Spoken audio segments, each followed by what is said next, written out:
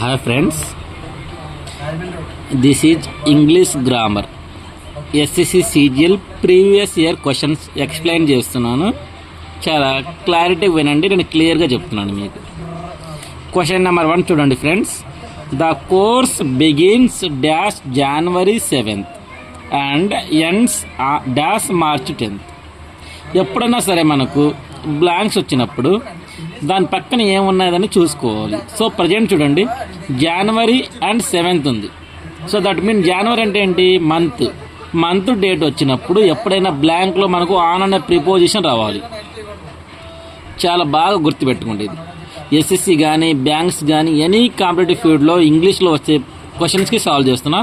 Month and date వచ్చినప్పుడు ఎప్పుడైనా సరే ఆ బ్లాంక్లో ఆన్ రావాలి.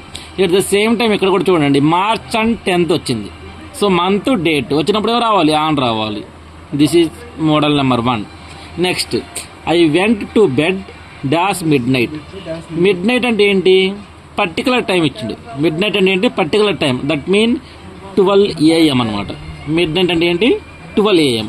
అలా పర్టికులర్ టైం ఇచ్చినప్పుడు బ్లాంక్లో ఎట్ అనే ప్రిపోజిషన్ రావాలి.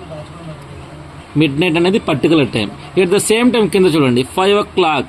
5 అంటే ఏంటి, టైం ఇస్తున్నాడు, పర్టికులర్ టైం ఇస్తున్నాడు. సో ఇక్కడ ఏం రావాలి, ఎట్ రావాలి. Next, dash the morning. ఎప్పుడైనా డాష్ ద మార్నింగ్ కానీ డాష్ ద ఈవినింగ్ కానీ డాష్ ద January కానీ ఓన్లీ మంత్ కానీ ఓన్లీ టైమ్స్ కానీ వచ్చినప్పుడు ఇన్ అనే ప్రిపోజిషన్ రావాలి.